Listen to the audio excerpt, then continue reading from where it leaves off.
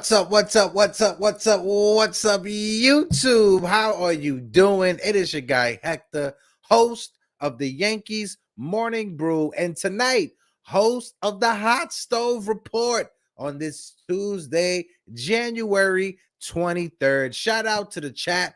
It's a one-man show for the moment. You know, Don Sicario and Ruben will be joining me momentarily. They're just running a few minutes late. That's why the stream is starting 30 minutes late. We're supposed to start at 6 o'clock, but your guy is here. We got to talk some Yankees. Shout out to the chat before we continue. My guy, Jacob Petruzzi, is in the building. Jacob, how you doing? My guy, Jonathan, salute. 3 capital S's. How are you doing?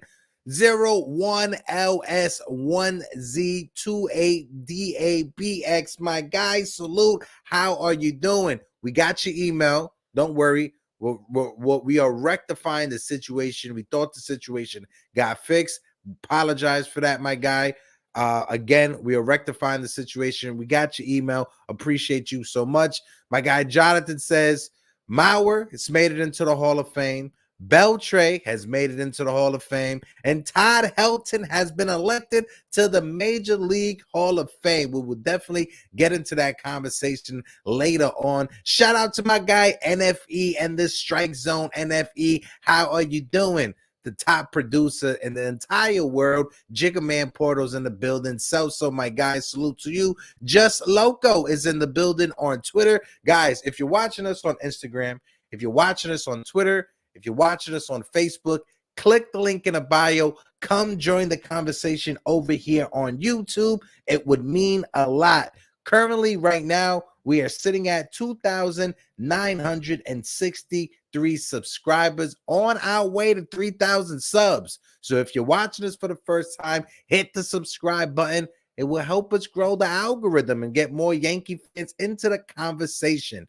Jacob Petruzzi says, heck, was that Dykeman too long? He lost his track of time. No, I did not lose a track of time, Jacob. Appreciate you, my guy, Jacob. I hope all is well. Stephen B is in the building. Stephen, how are you doing? Alex B said Mattingly was better than all of those guys. Listen, Alex, you ain't going to get no argument over here when it comes to Don Mattingly being in the Hall of Fame. Don Mattingly, if there's ever anyone who deserves to be in the Hall of Fame, it is definitely the captain, Don Mattingly. My guy Sean Browden says Hector is solo as of right now. You know, shout out to my guy Don Sicario and Ruben. They will be joining me momentarily. Almost there, Strike Zone, almost there. We are at 2,963. We are almost there. We are 37 subscribers away from 3,000. Appreciate you. Sean Browden says Gary Sheffield was snubbed. See, that's a guy that needs to be in the Hall of Fame. Gary Sheffield. I don't care what anybody says. Over 500 home runs. He was one of the top hitters during the steroid era. Gary Sheffield. A lot of people want to talk bad about Sheffield and how he was with the media and with Major League Baseball, the officials. Gary Sheffield should be in the Hall of Fame. Over 500 home runs. That's the benchmark. 3,000 hits, 500 home runs. If you get that in your career, that's an automatic ticket to the Hall of Fame. Gary Sheffield, he should be in the Hall of Fame, right? But shout out to the chat. My guy Udo Joseph is in the building. Udo, how are you doing? Salute.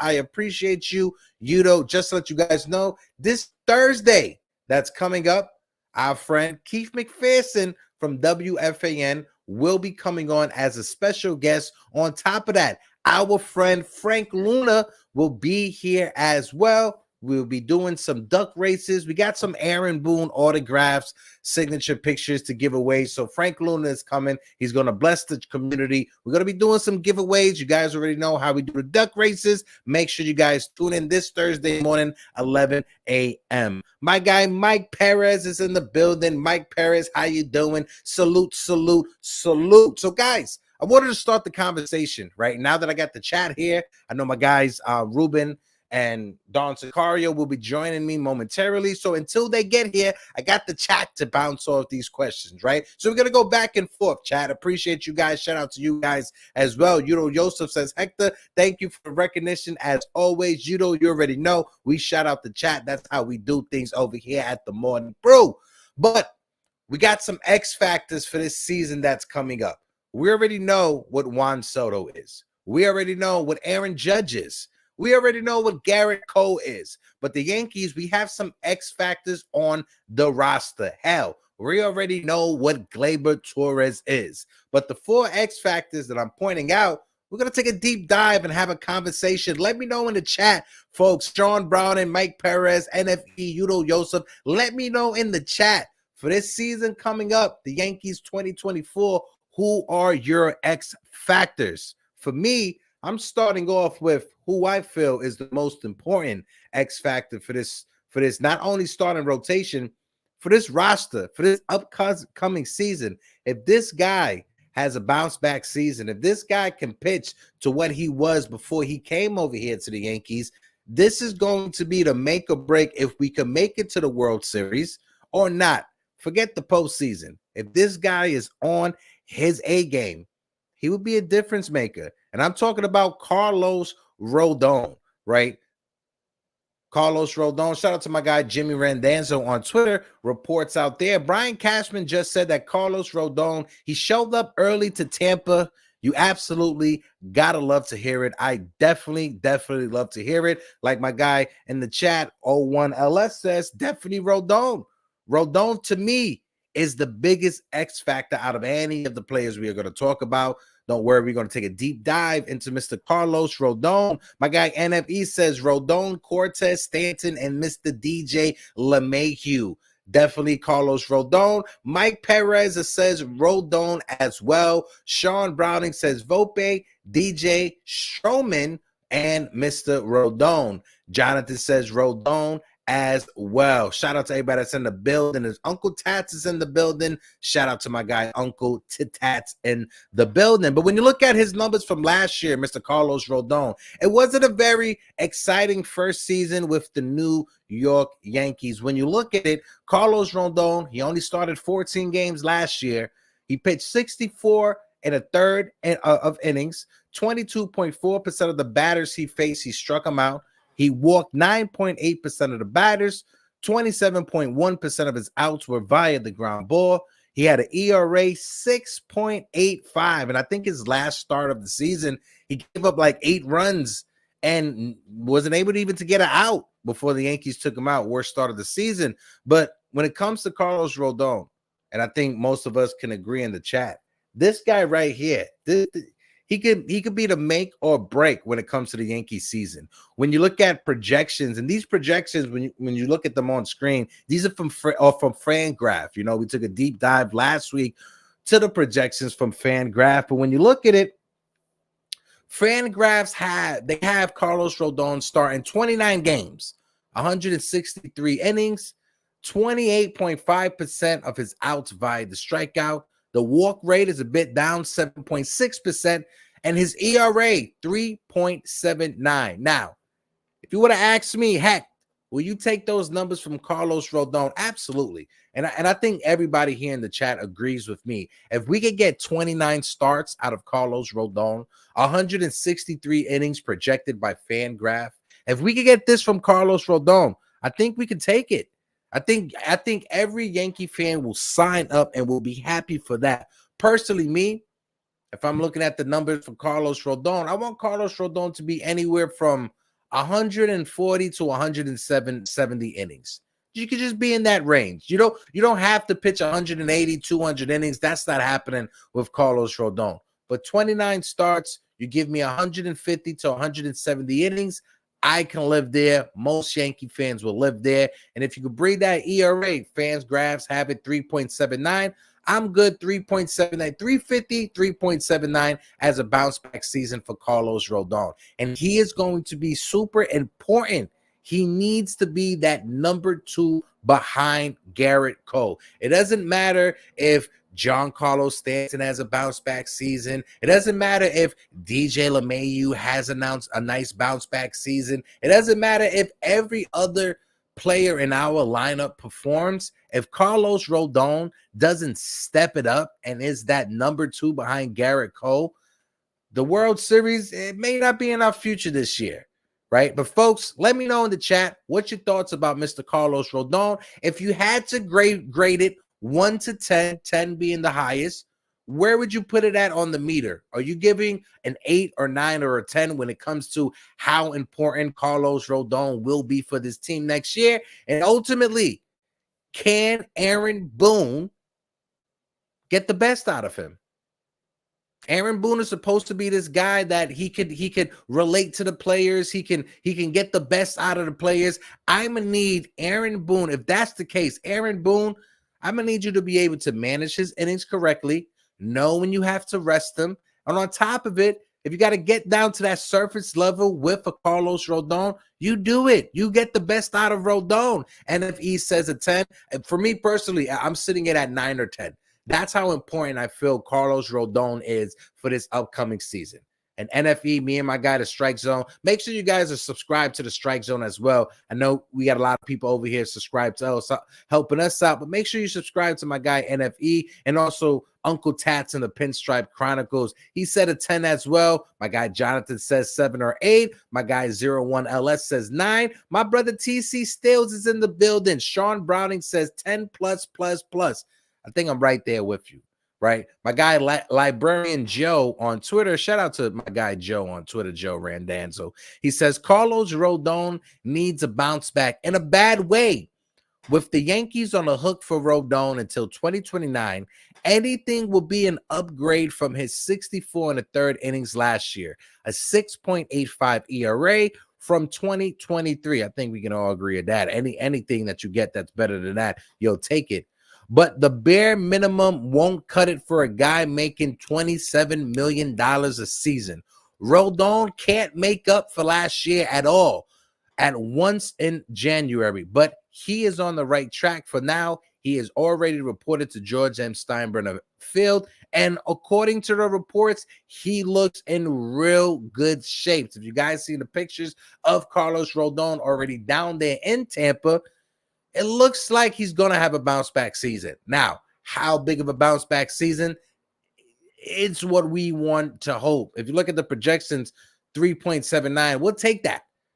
Like I said, it's just going to come back to how much of a bounce back season we get out of Mr. Carlos Rodon. I want to shout out the chat. I'm going to go through some of these chat real quick. Stephen B says, never mind, hoping Yankees bring back Wandy or Middlebrick or Neres. We definitely have to have another lefty. I don't trust Nick Ramirez in that bullpen as our main lefty to go to. No, absolutely not. Uncle Tat says he's our number 2 guy right now, and he needs to pitch like one. As of right now, we're going to get to the Blake Snell rumors because there's still some rumors when it comes to him. But as of right now, he's our number 2 guy. And we need him to step up and pitch like a number 2 guy is supposed to pitch. It's going to be the make or break for this upcoming season. Again, when you look at the projections, 29 starts, 163 innings, a 3.79 ERA. If that's what we're getting from Carlos Rodon in this second season, I'm going to take it. I'm going to be happy. I'm not going to be too greedy. Would I love Carlos Rodon to post an ERA that's under 3? Absolutely. But after last year, if we get a 3.79 ERA, 163 innings, I think most Yankee fans will be happy for that. I know I will, but I'm not going to speak for the rest of the Yankees community. I'm going to go through some more chats real quick. Let's see. NFE, definitely let us know when you go live, my guy. Guys, make sure you guys go and subscribe to my guy, NFE. Appreciate NFE always supporting us, always in the chat. We're definitely going to talk about Giancarlo Stanton and how great Giancarlo Stanton has been looking right now. That's another guy that's already in Tampa, trying to get ready for this upcoming season. Let's see. My guy NFE says, hypothetically speaking, if the Yankees were to sign Snell, would you guys put Rodon at a number 3? Hypothetically, NFE, of course. If the Yankees If we wake up tomorrow and the news breaks at like 4 in the morning, the Yankees signed Blake Snell, I think Yankee fans will be happy with Carlos Rodon being a number 3 starter. He is a number 2 starter as of right now. So hopefully he steps up and pitches like a number 2 starter is supposed to. My guy Ivan Manny is in the building. Ivan, happy New Year's. I hope all is well. I haven't seen you in a minute. I hope the fam's doing good. I hope you are in good health. My guy Javier Velez Dimelo, my guy, salute to you, brother. I hope all is well with you. So let's switch grades. Let's switch it over to our next player when you talk about X factors for this upcoming season. And another one, which I think is going to be super important for us, is our guy Giancarlo Stanton, the big money getter, aka I have a no trade clause, and every Yankee fan hates me on Twitter because I will never leave. But no, when it comes to Giancarlo Stanton, the reports are, and this is from Aaron Boone and everybody else that reports with the blue check mark, that he is already at spring training. If you see the pictures that's come out when it comes to Giancarlo Stanton, he's slimmed down. You know, my guy TC Stills in the chat says he looks like the new Slender Man. Giancarlo Stanton, if you can slim down and make sure that upper body weight is not killing your knees, and we can have you for a majority of the season, that is what you're going to have to do. Let's see what happens with Giancarlo Stanton. I think the days of us wanting Giancarlo Stanton to turn into that MVP we got from the Miami Marlins, that's never going to happen. That right there is never going to happen because, you know, for the time it catches up. And as of right now, he's 34 years old. He's on a bad side of 30. He has been injury prone, especially since he's been over here with the Yankees. My guy, shout out to Julian. You know, make sure you guys go and follow Dugout Station. But my guy Julian did a brilliant breakdown. When you look at the production we have gotten out of Giancarlo Stanton since he has been a New York Yankee, right? To what we have gotten on the field, we're going to compare the production on the field to the money we have spent for Mr. Giancarlo Stanton. Total contract paid by the Yankees from 2018 to 2023 has been $118 million. In 6 seasons, Stanton was worth $63.3 million when you look at his production on the field. When you look at his F-WAR is a 6.7. And when you look at it, we've paid him $118 million. His production on the field warrants about $63.3 million. So that leaves $54.5 million just in the air as a cost for the New York Yankees.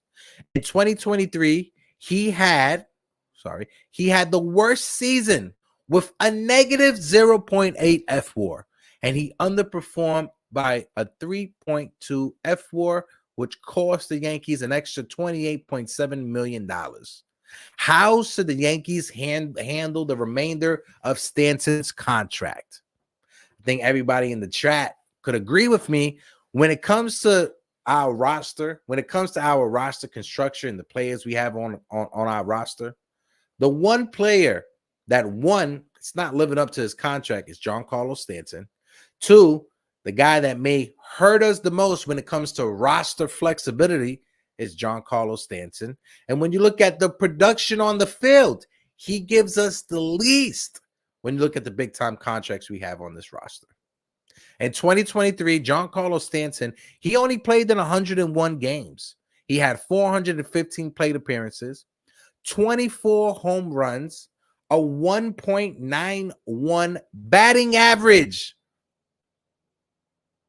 My man had a 1.91 batting average, a 2.75 on-base percentage, a 420 slugging, and again, he was a negative 0.8 when it comes to your wins above replacement. When you look at his projections, now again, these projections are according to FanGraphs.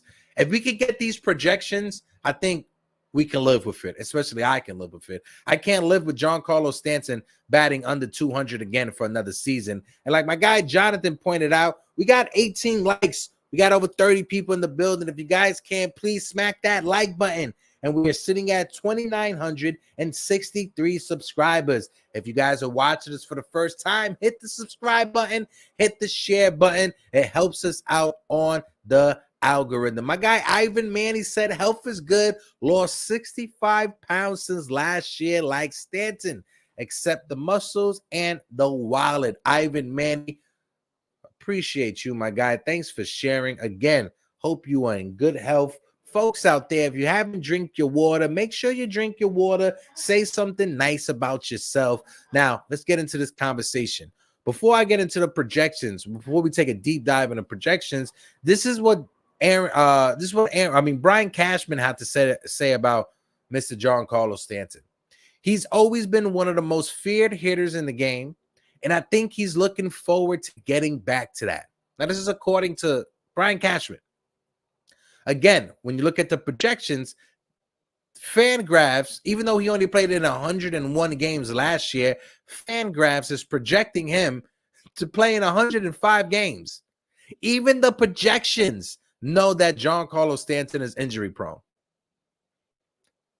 To hell with it. 105 games is still more than 101 games, but 105 games, 455 plate appearances, 27 home runs, 231 batting average, a 313 on base percentage, a 472 slugging. And when you look at wins above replacement, they just have him at 1 league average. When you look at wins above replacement, 1 is a league average. So we're paying Giancarlo Stanton X amount of money to be league average and only playing 105 games. When it's all said and done, like my guy Julian pointed out there, the Yankees need to do something about Giancarlo Stanton. Celso, I'm sorry. I know you're a big Stanton fan, my guy. But like my guy 01 says, I have no faith in Stanton. For the first month of the season, what I think needs to happen, Giancarlo Stanton, he needs to be out there every day as a DH for the first month and a half of the season, right? Jasson Dominguez, he's going to take to the summertime before he comes back. So we need to have Giancarlo Stanton for that first month and a half be the DH. If it doesn't work out after a month and a half, you got to transition this man into a platoon. You're going to have to. You're going to have them exclusively batting only against left-handed pitching. Because even if we get what he did last year against left-handed pitching, Giancarlo Stanton, I think he had 260, 270 against left-handed pitching. I'll take that as my DH. I'm not taking under a 200 batting average against right-handed hitters. I'm not taking that whatsoever. So, how I think things should play out, again, this is just me, hypothetical, how things should play out. Giancarlo Stanton for that first month and a half of the season, full-time DH, try to figure it out. If he doesn't have it after a month and a half, then you transition. You have Juan Soto being the DH more often than not. You have a better outfield if Juan Soto's the DH. Jasson Dominguez should be close to coming back a month and a half, 2 months into the season. You have Juan Soto play the outfield, Aaron Judge DH. Use that DH as a rotating spot. Don't just be stuck on one player as a DH. In 2024, an automatic DH in your lineup, if you're not David Ortiz, you shouldn't be an automatic in that lineup. I'm sorry. That DH spot, especially with the roster that we have, of all these aging veterans, a lot of injury concerns, that DH spot should be a rotating seat. You have DH a couple of days out the week. Aaron Judge be the DH a couple of days out the week. Juan Soto be the DH a couple of days out the week. So you can keep everybody fresh. You can keep everybody healthy. And I think the way that Brian Cashman, if you looked at the way he constructed this lineup or constructed this roster in the offseason, it looked like he constructed the roster with the idea knowing that Giancarlo Stanton is going to miss a lot of games. We got Alex Verdugo. We got Trent Grissom. So we got extra bats. Regardless of how you feel about last year, You cannot tell me you wouldn't rather have Verdugo in left field over Willie Calhoun. You can't tell me you wouldn't rather have Trent Grissom in the outfield over Jake Bowers. You can't tell me that. This year, 2024, the outfield is going to be 10 times better. And like I said, when it comes to Mr. Giancarlo Stanton, after that first month and a half, listen, if he can't hack it, he can't hack it. He's just going to be an expensive guy taking up a roster spot, sitting on the bench. And the Yankees are going to have to try to figure out what it could do when it comes to his roster after this season. I want to shout out some more people in the chat. And folks, again, if you guys can smack that like button, and if you guys can interact with the poll that's in the chat, will Stanton have a bounce back season? I want to see what you guys have to say. We got over 40 people in the building. Shout out to my guy, Richie Rivera, Empire State of Baseball. Rich, how you guys doing? Salute to you, my guy. Salute, salute, salute. Alan Landsman is in the building. He said, Boone said with Judge playing center field, he will be inserted as the DH. Stanton should play the field in the first month and not keep him rusty. Listen, Alan, let's see what happens.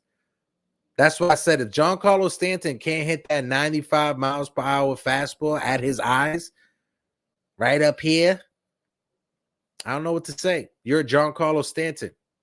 You should be mashing that home run. And this lineup, it should be better than last year. We got a better hitting coach. If you guys didn't hear Susan Waldman, she was on WFAN last week with Evan Roberts, and she said she hated, you could tell she hated Dylan Lawson with the way that she was going back and forth with Evan Roberts about the batting coach with the Yankees and how they need someone who actually knows what he's doing as a hitting coach. So you could tell Susan Waldman was not a fan of Mr. Dylan Lawson as the Yankees hitting coach. And this lineup, it has to be better this year, right? I seen some stats on Twitter, and John Boy and Jake put it out there. But last year, the New York Yankees, do you guys know, and 3-1 counts? Can you guys tell me, anybody in the chat, can anybody in the chat tell me, do you guys know, and 3-1 counts, where the New York Yankees ranked in hits and 3-1 counts? Does anybody know? Last year, the New York Yankees, the Bronx Bombers, 3-1 counts, hitter counts. Does anybody know where the Yankees ranked in baseball last year? Jonathan got it.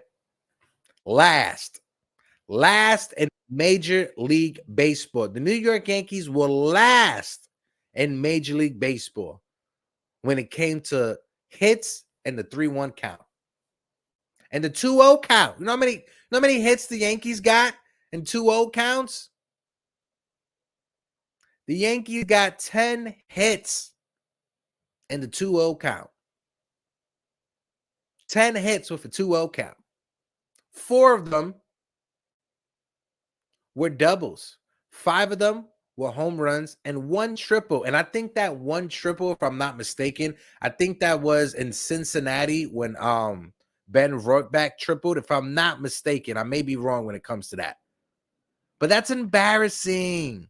You're the New York Yankees. You should be better. I see I got my guy, Don Sicario, backstage ready to join us. Don, let me get a thumbs up. Let me know you're ready to rock, my guy. All right. I got my guy, Don Sicario, coming to join me in the conversation. I wish I had like a WWE like entrance music for my guy or some Star Wars in the back, you know, may the force be with you. But I got my guy, Don Sicario. What's good, my guy? How are you? How we doing? How we feeling today?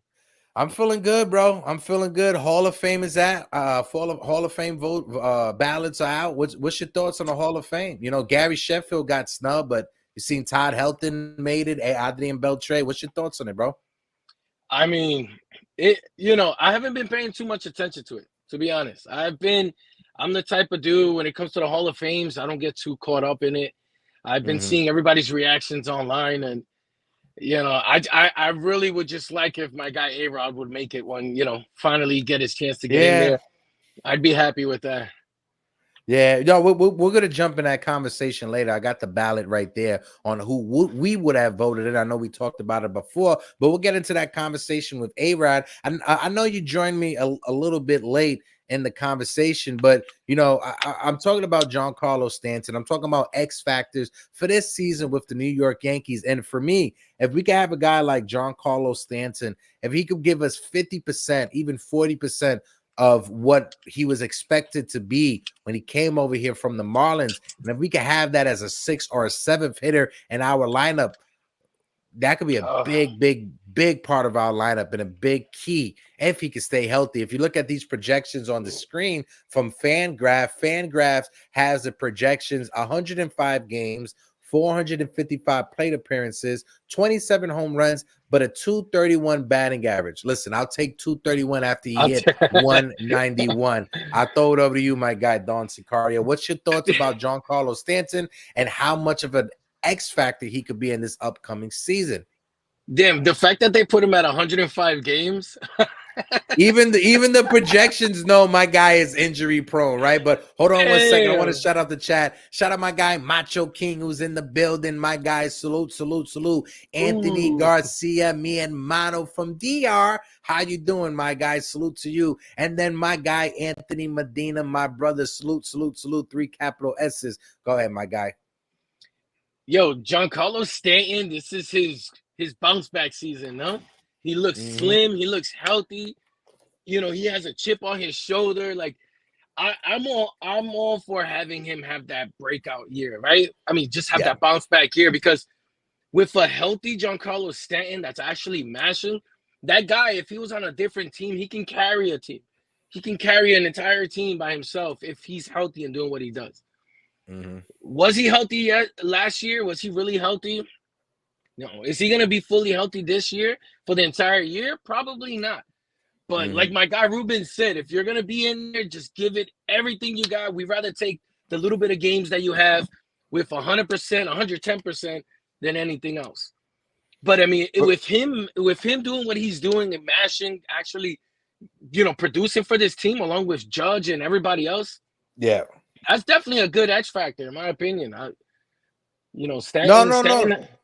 No, it does make sense, because if you think about it, right? If you just think off the top of your head, a projection when it comes to the batting order, right? We could say DJ LeMahieu, the leadoff hitter, because they love DJ as a leadoff hitter. But then Juan Soto in the 2-hole, Aaron Judge in the 3-hole, Anthony Rizzo as the cleanup hitter, Gleyber Torres as your 5-hole hitter, Alex Verdugo in the 6-hole, Giancarlo Stanton as your 7th hitter, Austin Wells as your 8, and Anthony Volpe as your 9. Having Giancarlo Stanton with a chip on his shoulder as your 7th hitter, you can tell he will be pissed off and try to have a good season to justify moving him up in that batting order. But as of right now, Giancarlo Stanton, he should be in the 7th hole, especially after what we got last year. There's nothing that warrants him to be the cleanup hitter in this lineup this season in 2024. No, yeah, I agree. Especially, I mean, but him that low in the lineup where he's kind of like at ease, it's not so much pressure on him. Who knows what we can get out of that guy? I mean, with all of the stuff that happened in the offseason, with the comments of Brian Cat, this team, you know, man, we've been talking about this for a minute. There's a lot of players with chip on their shoulders, a lot to prove. Yeah. I like this. I want them to come in angry. I want them to come in with this prove it type attitude. And maybe we need that, especially with these new cats coming in with a different edge to it. 2024, bro, you know, I've been on this tree. I'm climbing on it. I'm going to stay on it. 2024 is going to be a beautiful season for the Yankees, man. I think this is going to be a good year. Should I say that they're going to win the World Series? I'll go ahead and say that. Yeah, I'll smoke on that. Why not? You know? He's smoking on that 28 pack right now. I'll smoke on that 28 pack. If the X factors that we are talking about right now, if they have the seasons that we hope that they have, my guy, we could be having that conversation, right? I brought up Carlos Rodon early. Real quick, real fast. How important is it to you that Carlos Rodon has a big bounce back season, right? Because I feel out of any of the players we're talking about tonight, he is the most important. We need him. We lost out on Yamamoto. We lost out on Yamamoto. We need Carlos Rodon to have that bounce back season in order for us to even have conversations of a World Series. What's your thoughts? I agree 100%. And I think we're going to get it. I think we're going to, bro, Rodon, that bulldog mentality, that bulldog that he is, he doesn't like the way last year ended up for him.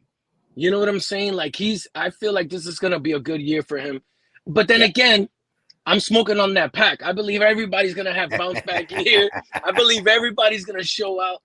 But out of all the seasons that we've, like, especially myself, because I've been one of those fans before the season even starts. I'm like, with what the Yankees just did in the offseason, I don't think this is gonna be a good year with what we have. Out of all these years that a lot of fans are like, well, I'm gonna have faith. I'm gonna stick. I'm gonna stand there. I'm gonna hang on tight, and we're gonna root for the team. I think this is the year where fans need to be like that, because regardless of how pretty the moves have been this offseason, the Yankees made moves. They made some decent moves. Just because we didn't get Yamamoto, fine. It is what it is. That was a big question mark anyway, regardless. We got Stroman, who, believe it or not, is not a bad pitcher. I'm blocked by him. So I don't have no bias or anything like that. But I've said it before. I feel he was my wild card. Yeah. Stroman to the Yankees was my wild card. And he liked that. Look at the way he's reacting right now. He's been posting nothing but pictures with Yankee fitters, right? That whole situation. Go ahead, my boy. No. I was gonna say you gotta love it though, right? Seeing how he's trying to embrace the culture, the fan base. He's trying to win over he knows what he did. He ruffled some feathers. He wanted to be a fan. He wanted to be a Yankee from the beginning. And when it comes down to it, we want guys that want to be in the Bronx. We want guys not only that he took less money. He left $21 million on the table to come over here and make $18 million, pay more in state and city taxes over here with the New York Yankees than he would have done with the Chicago Cubs, right? So I get it. I know a lot of people are upset because he ruffled some feathers on the ex. Eric Wallace says, who isn't blocked by Stroman anyway? Absolutely. My guy Patrick Franks who's in the building. Patrick, I know you saw me earlier in Pete's chat yesterday, but we did send out the mail. It's in the mail. It was sent out last week. So it is in the mail for you, my guy. Let me know when you get that. And shout out to everybody that's in the building. We got 60 people in the building. If you guys can, smack that like button. If you are watching us on Instagram, Facebook, or X, click the link in the bio. Jump on over to YouTube. We are sitting at 2,964 subscribers. We are 36 away from 3K. Yo, Don Sicario, when we started our shows, we weren't even at 2K. We got to 2K and we almost about to get to 3K. So if you guys in the chat, if you're watching this for the first time, hit that subscribe button. Patrick Franks said he got it today. Shout out to you, my guy Patrick Franks. And again, just so you guys know, this Thursday coming up, Patrick Franks, he won a giveaway with us last week. We got another giveaway because my guy Keith McPherson from WFAN will be on the show as a guest, and Frank Luna will be coming by so we could promote the event that they have this weekend coming up with Aaron Boone, and as well to do a duck race. We got some signed Aaron Boone merch that we're gonna be giving out to you guys. I'm about to jump on Mike that. Perez says, Hector, when will you be in the BX for a game? My guy, I live 15 minutes away from Yankee Stadium, bro. Right in the Uber. I'm right there. I'm in Washington Heights. I'm in Dykeman. I'm right there by the stadium. I will be going to a bunch of games this season. Listen, if anybody want to link up with me and go to some games, hit me up on Instagram.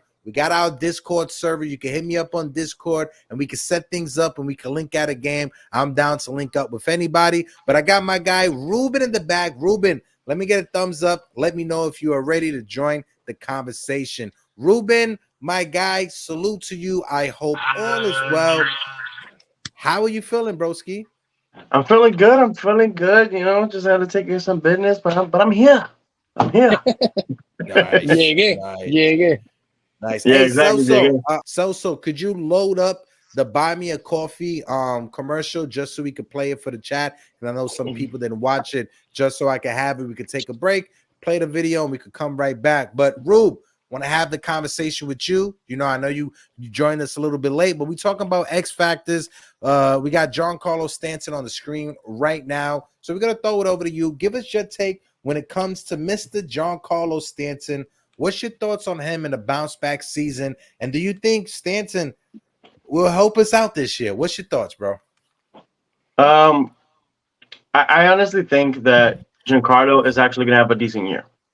Mm-hmm. The reason why is because one, he's you can't really question his work ethic when it comes to his keeping his body in shape most of the time, and when it comes to the batting cages, because they don't talk about it now, but remember back then they used to say that this was a guy that he would hit a lot, in underground, like in the sense like where they have those what is it called, the little baseball machine that throw the pitches in the batting cages.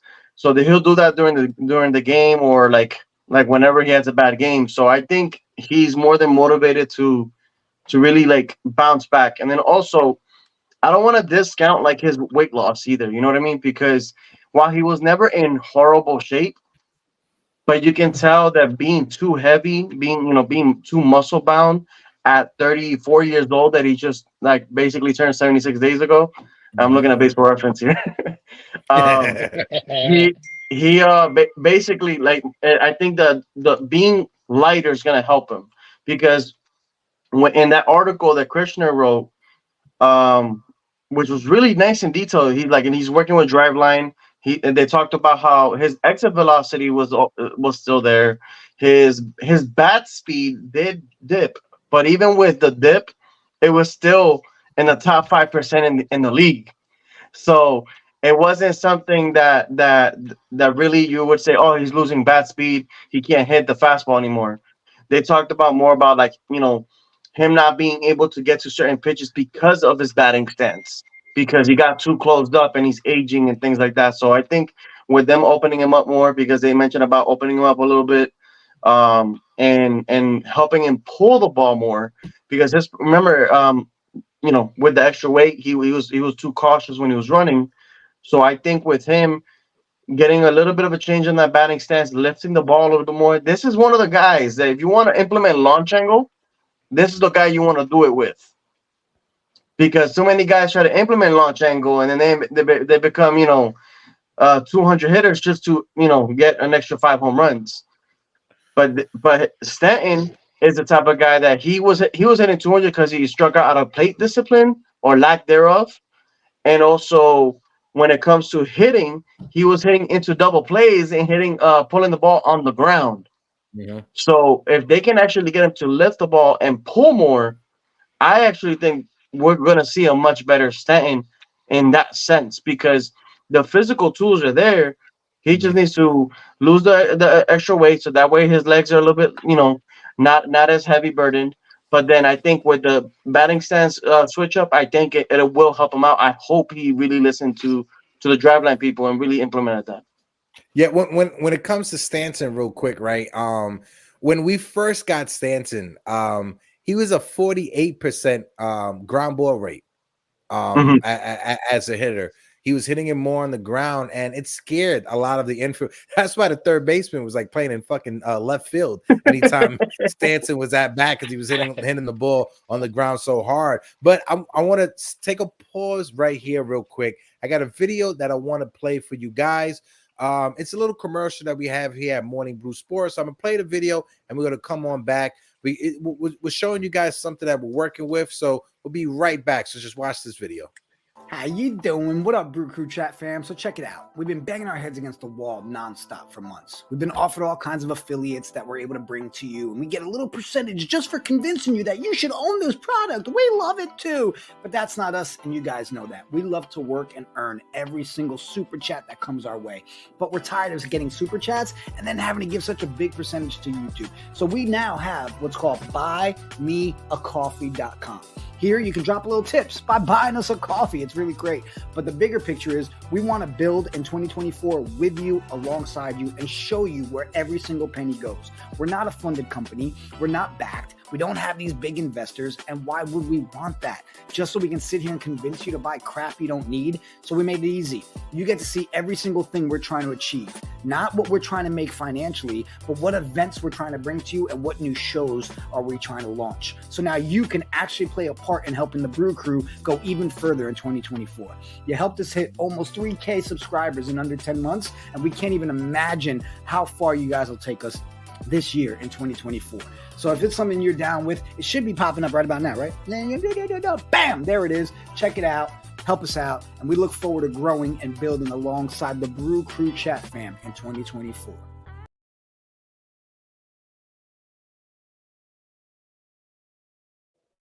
Yes, indeed. You guys can go to buymeacoffee.com/morningbrewsports. You guys could donate, buy us a coffee. We get to keep 95% of it. You know, normally YouTube takes about 30 to 40% of it. So if you guys want to help us out and grow with us, we got a lot of stuff coming down the pipeline when it comes to IRL and real events. So I'm definitely looking forward to it. Shout out to Samantha T that's in the chat. Samantha, I hope all is well. Happy to see you in the chat. I haven't seen you in a while. She's talking, Samantha saying she got a job working from home. That's always a good one right there. But guys, let's switch gears. I'll circle back around to you, Ruben, and get your thoughts about Carlos Rodon. But another pitcher in that starting lineup is Mr. Nestor Cortez. Nasty Nestor Cortez. When it comes to Nestor Cortez, you know, he's going to be a big part of that starting rotation, right? Yes, Carlos Rodon is going to be important, but Nestor Cortez, we need Nestor Cortez to go back to 2021 and 2022, right? Because arguably, right, we know how great Garrett Cole is, right? Especially after his Cy Young season last year. But 2021 and 2022, arguably, you could say Nestor Cortez was competing with Garrett Cole for that top spot in the rotation, especially with his production on the field as a starting pitcher. We can have that conversation but when you look at his numbers from last year, 12 starts, only 63 innings, right? He struck out 25.2% of the batters. His walk rate was a bit up, higher than normal, 7.5%. The ground ball rate was 26.3%. He had a 4.97 ERA. When you look at his projections from Fangraphs, they have Nestor Cortez pitching 33 games, which we love to see it. 23 starts though, so they have Nestor Cortez coming out of the bullpen sometimes of the season. 137 innings. His strikeout rate is a bit down from last year, 24.6%. His walk rate is almost the same, 7.3%, but a 4.18 ERA. Ruben, I'm going to throw it over to you. What's your thoughts on Mr. Nestor Cortez and the projections that Fangraphs have him for this upcoming season? I mean, it's a sensitive issue, right? Because I'm sold on Nestor Cortez. I know that he's a baller. He can do his thing. The reason why there's a question about what he can do is more due to the type of injury, right? Because he had a rotator cuff injury. So the rotator cuff was really scary, because if that's not truly healed properly, you know, that shoulder surgery and you know that rotator cuffs can end careers. So that's the part that's a little bit scary right there. But if he's truly healthy, I don't see why he can't beat those numbers. Because a lot of his pitches and his mix and everything was due to the like, you know how they talk about the crispness of his stuff and all this other stuff that does play a role into the delivery and everything. And I think his delivery got thrown off because his legs weren't healthy with the hamstrings and the groin and all that stuff. So if his legs are fine, I think his delivery will get back in sync. And as long as his shoulders like fully healed, I think he's gonna have a really good year. I think people can't forget like how good he was. Like he wasn't just, oh, he had a 3.5 ERA, had like 160 innings. Like, no, we're looking at 160 innings of 2.44 ERA. Like this guy was nasty. Like, you know, like he may not blow you away, but he got you looking and striking you out, like just making you look like stupid at the end. So at this point, I really think as long as Nestor's truly healthy, he's gonna ball out. Like Because like to me, like I believe in the pitcher that he is. Like the guy has a good fastball now. It's not like he's throwing 91, 92 all the time. He's up to 93, 94 with a 95, 96 from the left side, and he got good control of his pitch mix. So I think as long as he's healthy, we'll see a bounce back year of Nestor. Maybe not 2.44 because not every pitcher does that all the time, but we can see a 3.25, 3.29, something like that, in the low threes. Which, hey, that's in most cases that's an ace still. So I think we can see a bounce back as long as that health is truly there.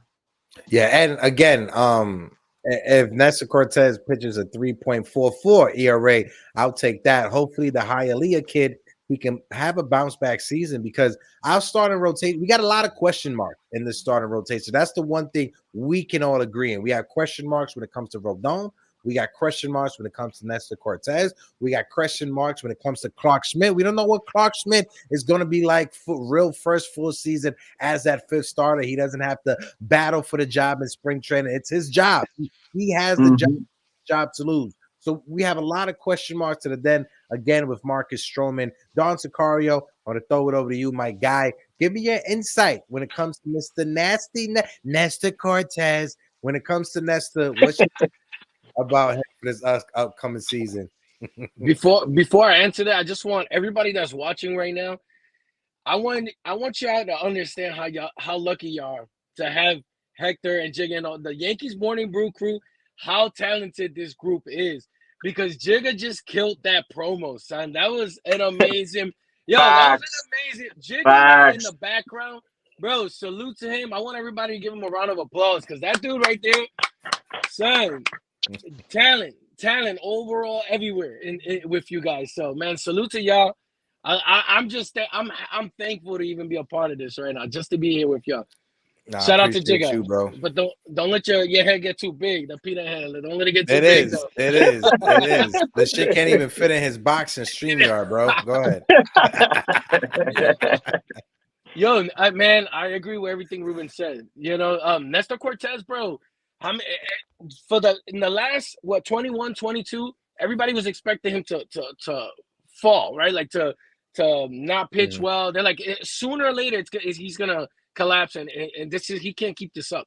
And he continued doing it. 2023, obviously, he wasn't healthy, but like how Ruben was saying, bro, his stats for 22, the 2.44 ERA, like if he's healthy, I truly believe he can get lower than the 3 ERA. Yeah. If we get 3 point, in the mid 3 points, I'm fine with it. With this rotation right now, we can use all the help we can get. But if he's healthy, bro, he be having these hitters off balance. They with all that silliness that he be doing, because that's what he does. That's why he's Nasty Nate, right? I mean, Nasty Nestor. Sorry, Nasty Nate. We haven't had him in a few years with the Yankees. I used to like him, but anyway, that's another topic. Man, this is a bounce back year for a lot of people. A lot of emotions in this team. If he's healthy, the way like how Ruben said, his fastball was looking good. You know what I'm saying? The velocity was going up, especially with all the funky stuff that he has and throwing people off balance. Who knows if he's good? No, what I was going to say real quick, Bob, my fault. One thing that can help out these starting pitchers, especially when it comes to their confidence out there on the mound, is knowing that they actually have to have a starting lineup. I mean, they actually have a lineup of 1 through 9 of batters and an offense that can score for them. That's the one thing that this starting pitching, the starting rotation, they can say, you know what? I'm confident in the lineup that we have 1 through 9 because they could be very productive, right? Yet not every game, especially with the New York Yankees last year, but not every game. You're not going to win every game 2-0, 1-0, 2-1, 3. You're not going to have every game like that. You need to win your 10-8 games. You need to be able to outscore 11-7. You need to be able to have some of those games during the season. And last year, that's the one thing the Yankees didn't have. Just think of it right now, right? If the Yankees are playing a home stretch, right? They got a home stretch coming, right? They got 6 home games. You got to think of it. If you're a starting pitcher in any of those 6 home games, you have a potential going out there in the bottom of the first inning with a 1-0 lead, a 2-0 lead. If you think about it, the way that this Yankee lineup is set up, if Juan Soto and Aaron Judge is your 2 and 3 hitters, as Aaron Boone alluded to when he was being interviewed a couple of days ago, if your 2 and 3 hitters is Juan Soto and Aaron Judge, that's starting pitcher for the opposing team. At minimum, 20 to 25 pitches in that first inning, at minimum, with a chance of giving 1 to 2 runs up in that first inning. So if you're starting pitcher with the New York Yankees, at least you can say, you know what, my confidence could be is a hell of a lot better because the offense is a hell of a lot better compared to last year. Ruben, what's your thoughts on that real quick? And throw it over to Don Sicardio to get his thoughts. No, it's true. I mean, like if the offense is there, that's less stress pitches for them too. They always talk about the stressful inning. Like if you got a low scoring game or you got a high pitch inning, when you have a good offense, that also gives them a breather. You know what I mean? So like that way, like let's say if he had a rough start in the first inning, threw 30 pitches, and he actually gets a little breather, like, hey, we're gonna sit you down for a good 30, 40 minutes and cool you down a little bit, and lob in like six runs in that inning. That right there is what we need to kind of help this pitching staff finally get some W's and maybe help Boone stop being such a micromanager when it comes to the bullpen and stuff. Because I caught up to the live from earlier that you did with TCMP because I was like catching up and everything on my watch later list. So basically, like you said, and you've mentioned this before, and I'm glad that you keep mentioning it. Yes, we were number 1 in ERA in the bullpen, but we were 25th and inherited runners. And a lot of that is because of Boone. I don't blame even the bullpen pitchers. I blame Boone because he put certain pitchers in the wrong area of the game. So too many times they say, "Oh, Boone manages that bullpen so well because we're first in the ERA." It's like, no, they gave up the starters runs. So our starters probably look worse than what they are because he was putting the people that shouldn't be there. Like remember, we can't use Clay Holmes, so we're gonna put Nick Ramirez in extra innings in a tie game at home with the Colorado Rockies when we need W's. Right after the All-Star break on top of that too. So they just had enough rest. So why are you gonna put Nick Ramirez? So those are the kind of things that I think as long as the offense clicks, the pitching is gonna be there. And Boone, let them finish the inning, bro. Let them finish the inning. Stop bringing these relievers in the middle of the inning. Yes, their ERA is gonna look beautiful if they're allowing the bullpen, the starting pitchers runs to come in. That's my take. I'm done. No, I feel you, Ruben. I throw it over the papers in the air. He went. But I know. He just needed the papers to be flown in the air. Like my guy Anthony Garcia said, and the words of my friend Pete Simonetti, smacky the likey and hitty the subby. Help us out. We are on our way to 3,000 subs. We are 36 away. Let me just double check the numbers already. Yeah, we are 36 subs away from 3K. If you're watching us for the first time, hit that subscribe button. If you guys can, hit the like button as well. We're trying to get to at least 50 likes on the stream. So we got the first 3 out the way. We got Rodon, we got Stanton, we got Nasty Nestor. We got to talk about Anthony Rizzo. Don't worry, Ruben. I'll circle back to you to get your thoughts on Carlos Rodon. But when it comes to Mr. Anthony Rizzo, the Rizzler, Sir Rizzo-Lot, Anthony Rizzo last year, before that concussion that he got, right? And I wish the Yankees would have handled that concussion better because everybody in the world knew that it was a concussion except for the New York Yankees and their medical staff. But hey, that's a different conversation. But when you look at it, what he did last year, before he got injured, before that concussion, he had like a 310 batting average. He had 10 home runs. He was our better hitter in the lineup. He was producing better than Aaron Judge was for that first month and a half of the season. But then it went on a total downhill, right? The rest of the season, he only hit 2 home runs. He had a 328 on base percentage, a 378 slugging, which is not like Anthony Rizzo. His WAR was a 0.9, well below league average. When we look at the projections for this season for FanGraph, they got him at 128 games, 553 plate appearances, 24 home runs, 243 on the batting average, a 335 on base percentage, and a 437 when it comes to his slugging, with the WAR being 1.5. Ruben, I'll throw it over to you. How important is it for this Yankee batting lineup, especially for Aaron Judge? His protection is Anthony Rizzo. How important is it for Anthony Rizzo to come back like the Anthony Rizzo he was to start the season last year? Extremely important. Extremely important. Because as we know, Judge is going to perform no matter what. But having Rizzo extend that lineup, making it to where we finally have that 2, 3, 4, 5 combo of having the middle of the lineup actually producing will completely drastically change this lineup, and it would help the lower of the order become elite. Because now, and when your middle of the order is producing, those guys at the bottom have less pressure. So it's extremely important to do that. And like with Anthony Rizzo, like they said he's clear. And if he's truly clear and there's no issues with his concussions coming back or anything, because I know it depends on the players, the player-to-player situation. Some players end up recovering and they're perfectly fine, and some actually get the mental fogginess and all that stuff for a couple of years. So if he's fine, I think he'll easily beat those numbers. Yeah.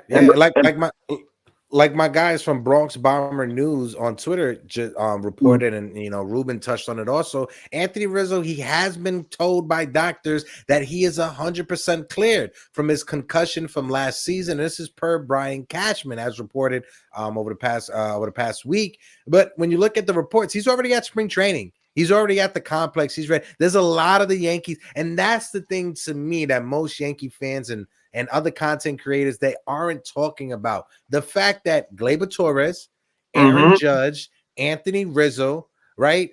They're all there. Carlos Rodon, Nestor Cortez, they're there at spring training. Giancarlo Stanton, Cabrera, Torres, they're all there at spring. Jasson Dominguez, you guys, I'm not sure if you've seen Jasson Dominguez with his beard grown out. I think the Yankees would tell him to cut it pretty soon. But Jasson Dominguez, he's down there. A lot of these Yankees, they're already in spring training, and I don't think there's a lot of Yankee fans talking about that. I'm there in spirit. Dr. Corey, I'll throw it over to you. What's your thoughts on one, Anthony Rizzo, and two, the fact that a bunch of Yankees are already at spring training? Anthony Rizzo, man, everybody and their mother knew he was concussed, right? Except for the Yankees. Tatis's ass knew he was concussed, and not even the Yankees' grass knew it. But yo, Ruben hit the nail, right? Like, if with a healthy Rizzo, this team with the protection, giving Aaron Judge the protection, and with all the new additions that we have. Because there's other players, especially Verdugo, that I don't want to talk about. Like this team right here, it finally seems like the lineup is balanced. It's gonna balance, especially with the Martian coming back. Is this gonna be a really good? Yeah, this is gonna be a really balanced team, and I'm so damn excited to see what happens, especially with a healthy Anthony Rizzo. Because before that concussion, my guy was he was carrying the team for Aaron Judge, right? He was carrying the team. Imagine a healthy him. A healthy Aaron Judge. Yeah. Our Lord and Savior, Juan Soto now. Like, there's so many positive. I mean, we could sit here, of course, and say everything's a gamble. We gamble every damn year. This is finally a good gamble. I'll take the odds on this season. So, and about all the players that are rolling up early, I'm telling you, man, this team is hyped for this season. They motivated, bro. A lot to prove this season, and it's showing with all the players rolling up early. I've been in the clubhouse. I'm over there. I was having a chat with all of them. I was asking them how they felt. Breaking news. You got it with the microphone. Here you go, Gleyber. I have the little mic. The little mic. And yeah, they kicked me out a few times, but persistence, like Sean Browning says, in the words of Ken Singleton, look out. Absolutely. But no, when you look at the potential, right, and that's the key word, right? It's a potential. It's not a guarantee when it comes to this lineup for this season, 2024. It's all about potential. If guys are healthy, if guys bounce back, if guys live up to what they're expected to be when it comes to the back of that baseball card. But if you have DJ LeMahieu batting it off to start the season, we'll get into Jasson Dominguez right after this. But you have DJ leading it off, Juan Soto as your 2-hole hitter, Aaron Judge 3, Anthony Rizzo 4, Gleyber Torres 5, Verdugo 6, Stanton 7th, Austin Wells 8th, and Anthony Volpe 9. That could be a dangerous lineup. Now, it's all going to what is it all going to fall on is if people can stay healthy, and that's going to be the big thing. If Judge can stay healthy, if Juan Soto can adjust to playing in New York City, adjust to playing in Yankee Stadium, which I don't think he will have any problem with that. But what are we going to get out of Anthony Rizzo? Can Giancarlo Stanton have a bounce back? Is Gleyber Torres going to have that great walk season because he is on his last year of his contract, and most players they have one of their best years during that time. Same thing for Alex Verdugo. When you look at Alex Verdugo, if you take his batting average, even though he had a horrible month of September, but if you take his batting average when he finished that season, he was the third best hitter in the Yankees lineup from last year. It was Judge, it was Torres, and it was Verdugo. As a leadoff hitter for the Red Sox, there was a moment where he was chilly. He wasn't that hot. There was a time where he broke the record for the Red Sox in consecutive games as a leadoff home run. I'm not saying to throw Verdugo in the leadoff spot, but I would like to see it. I would like to take the chance to see how he does in the leadoff spot. Yeah, hey, I'll be down for that. What about you, Ruben? What's your thoughts on that? Yeah, no, definitely. I mean, I think, Aaron Boone actually talked about this on Foul Territory, and then shout out to those guys. That basically he said that, it might depend on who's leading off. Like they might put Soto hitting third, Judge second, if there's a lefty leading off or something like that, or if it's vice versa, or let's say we have DJ or Volpe ends up becoming a leadoff guy, or even Gleyber. Because Gleyber is another guy that low key, like with him cutting his strikeouts, increasing the walk rate, he actually became a decent leadoff option. Because like his numbers over the last 3 or 4 years, if you look at on batting average and OBP, he's actually done well in leadoff whenever he's leading off. So that could work too. But I'm just excited because we got options now. Yeah. And with Rizzo and Stan, like I'm telling you, like I think these guys are so motivated because Rizzo was like, I knew I wasn't right. I'm better than this. And then Stan is more like, you know what? I need to change something up because I'm better than this. I still got it. So I think that they're really out to prove themselves. And again, a bounce back from Stan, guys, don't pay attention to the home runs, okay? The home runs are always there. If you look at Stanton's home runs the last 3 years, on a per game basis, this guy's been a 40+ home run, 50 home run bat for the last 3 years on a per game basis. His issue is batting average, hitting for actual singles and doubles. That's the only thing that he's missing because his home runs have never left. And that's wild to think about because a lot of the outs he was making was because he was hitting a ground ball. So imagine he lifted half of those or 20% of those. Now we would have been looking at some more hits where he would have gotten a few more singles or maybe he would have gotten a couple extra more home runs. So, but then again, I don't really care for the home runs on Stan. His whole thing is games played and is he hitting for average? Bingo. And guys, you can't. This is Giancarlo freaking Stanton. Do not settle for anything under 250. If he's hitting under 250, that's a bad year, and hold him accountable to it. You know what I mean? Like Stanton needs to hit 250, 260, 270. It's not that far along. 2021 year 273. So like this is a guy that can hit. He just needs to adjust. He's leaner. I think the leaning up is going to help. A lot of these baseball players, as they get older, they have to lean up because their body doesn't, the joints don't hold the way it did in the 20s. So I think with him, the soft tissue injuries with his legs and everything, I think he'll be in much better shape this time coming around. And this lineup got me excited, bro. Oof. Yeah. No. And then you got Anthony Medina, Anthony Garcia, NFE having their own conversation in the chat, and I'm dying because he's saying that Brian Cashman, the Fantastic Four, was Frenchie Cordero, Billy McKinney, Willie Calhoun, and Jake Bowers last year, right? I've seen a lot of Yankee fans. I'm dying here watching the chat go back and forth. Shout out to everybody that's in the chat. You guys are killing it, especially Garcia, Medina, and my guy NFE. If you guys can't smack that like button, but when you look at the team we have right now, right? When you compare it to last year, the Yankees finished the season 82-80. When you look at the wild card standings, The Texas Rangers, who won the World Series, they only won 90 games, and they were a wild card team, right? Yes, they were tied with the Houston Astros. Astros, they won because of the head-to-head matchup. But when you look at it, the Texas Rangers were 90-72. They went to the World Series and won it as a wild card team. You cannot tell me with the team we have last year, if we had a healthy Aaron Judge for those 2 months that he was out, with Juan Soto, that doesn't give us an extra 10 wins. That alone right there gives us an extra 10 years. If you insert Juan Soto and a healthy Aaron Judge to last year's team, easy an extra 10 years, an extra 10 wins, right? So I get it.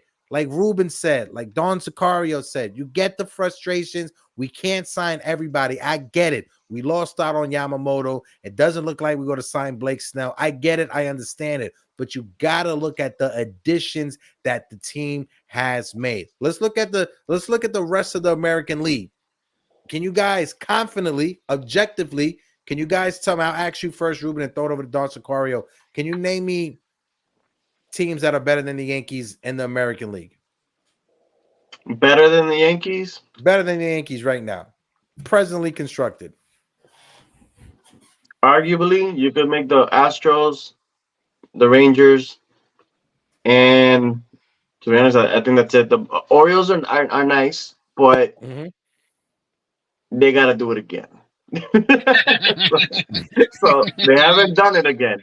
So I'm not gonna automatically assume they're gonna be even better. I would be excited to watch that team be even better than what they are, but I still take my Yankees over the Orioles. So there's no way that the Tampa Bay Rays, after losing their ace, Glasnow, is better than the New York Yankees. No, after losing one of their top relievers from last year, better than the New York Yankees. Always. Here, real quick, Caputo. Look, I've been a guy that I've always told my friends to not count out the Rays, right? And like last year, I warned them. I told them so many times. I like a group chat that I have. I told them, "Yo, you guys are counting out the Rays. They're gonna be serious," and they were. But Caputo, Glasnow's not there. McClanahan has been a bit injury prone the last couple of years to end the season, and I don't think he's gonna be fully healthy this season. If I don't know, did he get Tommy John? No Wander Franco, that was a huge, that was a huge loss for them because that moron decided to go do something stupid and should be held accountable for it. Didn't Randy Arozarena get traded too? No, he's still there, but there's been rumors about trading him too. Rumors. But and right now I don't think they have enough pitching. Like they're gonna have to really piece it together. Like I know they got a few starters in there. I know they got Savali, that was a nice pickup and all that stuff. But a lot of their starting pitching doesn't scare me as much as it did last year. So I don't know. They're gonna have to be creative, but I think they're gonna fall short. So for me, I can say, and I'll throw it over to you, Don Sicario, to get your take. I would say the Texas Rangers just because they're the World Series champion, right? Yeah. Definitely Texas Rangers, right? The Houston Astros, right? When you look at the Houston Astros, they're not the same Houston Astros from before that kicked that ass, right? Yes, they added Hector, which makes their bullpen a hell of a lot better, but you could say the Houston Astros. The Baltimore Orioles, last year, nobody was expecting Baltimore to be what they were last year.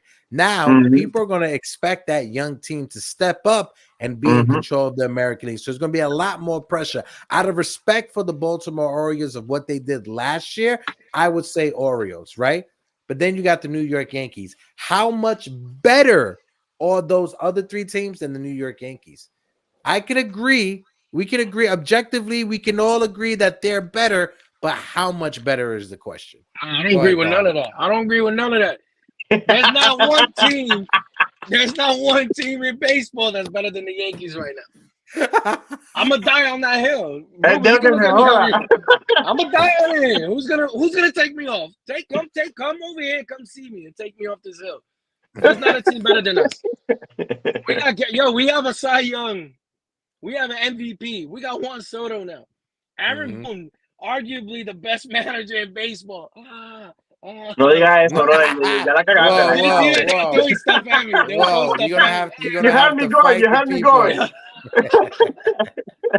Bro, chaos. The save situation in the chat, they bring up a great point. The Baltimore Orioles, they do have a great opportunity and they should capitalize that ownership. If there's a team, and we'll get to him, if there's a team that should pay for Blake Snell, it should be the Baltimore Orioles. The Baltimore Orioles, or Cease, or Cease. Even when it comes to Cease, they have the prospect capital to get the trade done for Cease. But if there's ever a team that should put the money up to get Blake Snell, it should be the Baltimore Orioles. They're in a perfect situation. All the Baltimore Orioles are missing is that number one ace. That's the number one thing they don't have. And then you don't know what Baltimore's bullpen is going to be because Gano, isn't he having surgery, Ruben? Which one? Gano, the reliever that they had last year. Yeah, he's out. He's out for the year. He's out for the season. And he arguably he was their best reliever coming out of that bullpen. So he's going to be out for this season. They didn't upgrade their bullpen. What has Baltimore done this free agency? Batista's out too, like my guy Richie Rivera just said. So you got Batista, you got Gano. Both of them are both out.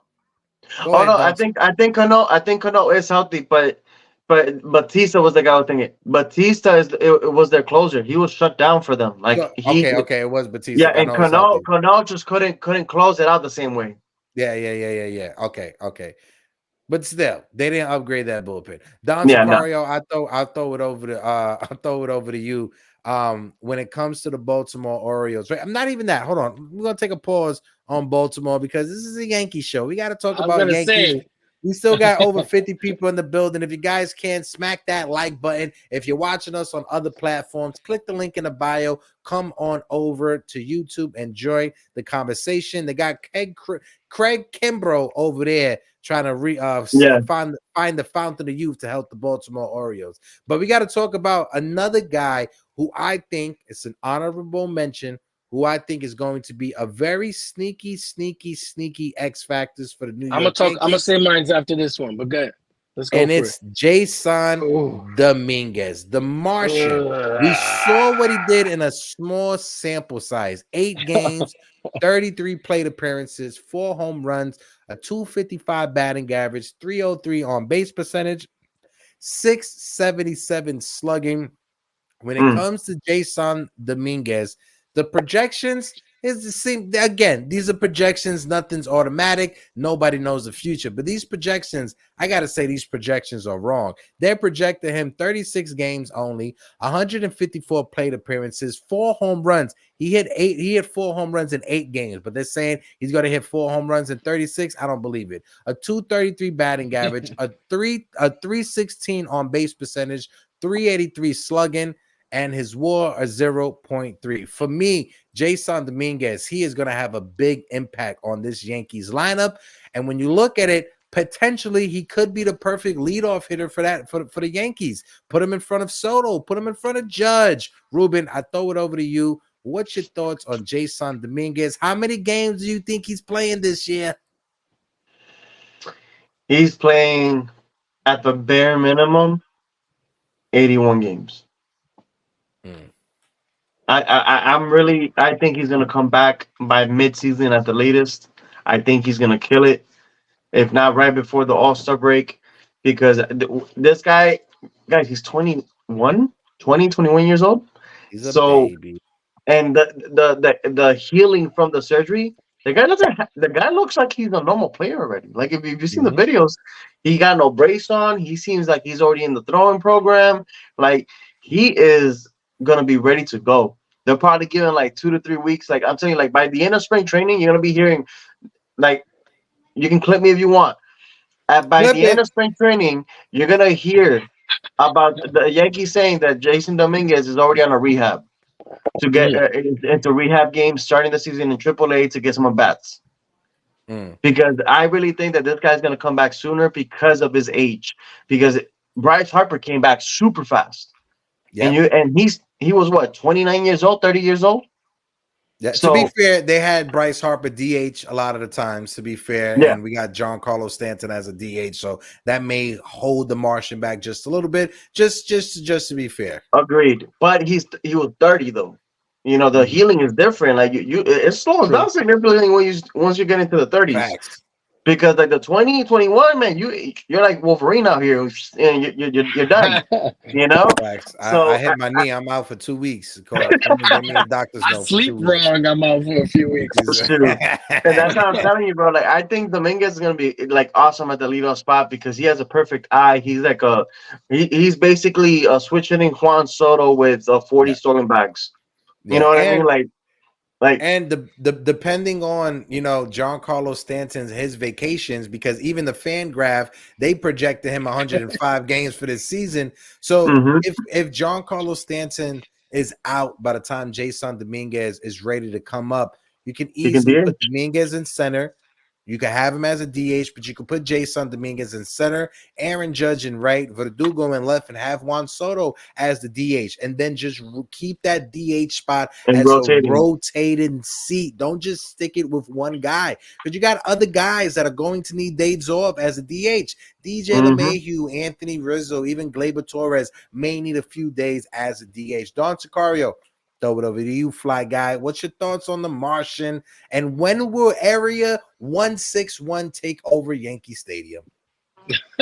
Yo, man, the Martian. That guy, first of all, he looked like he's aged. When he grows that beard, he looked like he aged at least 10 years. That guy is a tank. He looked like somebody's Dominican uncle. But like, I mean, I agree with Ruben's son. I feel like he's a young kid. These kids heal up quick. We saw how long it took Didi to recover, right? He came back quick. Oh yeah, The Harper, like, I mean, great point. if he comes back, or I don't know, I'm not gonna say and say, well, I think he'll play this amount of games. Who knows? I don't know that yet, but I feel like when he does come back, I don't think it's gonna take him long to just get right back on track and produce for us. Because the kid, he's a hitting machine. He can hit. We know that. Is he gonna have the same arm? Is he gonna be able to field? I mean, if we have that DH spot and he could play some DH or however they want to play it, I don't know, Boone, how he is nowadays. Shit. I think he'll be able to hit regardless. So Yeah, it's, man, overall, this is just so many this team, this lineup has so many players that could just come in there and do what there's individually. They're each gonna have their own moments, and that's what I'm excited about this year. folks, we are sitting on 47 likes on the stream. We got over 50 people in the building. If you guys can, please smack that like button. Let's get to 50 likes on the stream. And again, we are at the 3K subscriber watch. We are at 2,964, 36 subscribers away from 3K. Help us out. Just hit the subby button. Hit the subby button. Help us out. Like a lot of people in the chat, the Yankees, they're going to be smart when it comes to Jasson Dominguez. As much as us fans, we want to have him up there as fast as possible. Listen, I'm arguing if he hits 400 in spring training again, let him start the season with the team. But I know that's not going to happen, right? And in reality, and I feel the Yankees won't rush Jasson Dominguez back because they want to make sure he properly recovers. Like my guy Richie Rivera in the chat was saying, we got Trent Grisham for a reason. If the Yankees felt Jasson Dominguez was going to be ready closer to spring training than the All-Star break, I don't think we would have had Trent Grisham on the team. That's just my opinion. But I think the Yankees will play it safe when it comes to Jasson Dominguez. They won't rush him back. I even say when he's down there at the minor leagues, he may just be a full-time DH out the gate until he's ready to hit that field. I think the Yankees will wait around maybe right before the All-Star break before putting him out there in the outfield. They're going to let him get his legs underneath him as a DH and see how he responds as a DH, especially when he's coming back off of that surgery. So that's just my opinion when it comes to Jasson Dominguez. But my guy Keith McPherson, who's going to be on the show this Thursday, says embrace the Martian this summer. Jasson Dominguez, he may be back sooner rather than later. My guys over at Fireside Yankees also put it out there. How does Jasson Dominguez fit onto the Yankees roster when he returns from injury?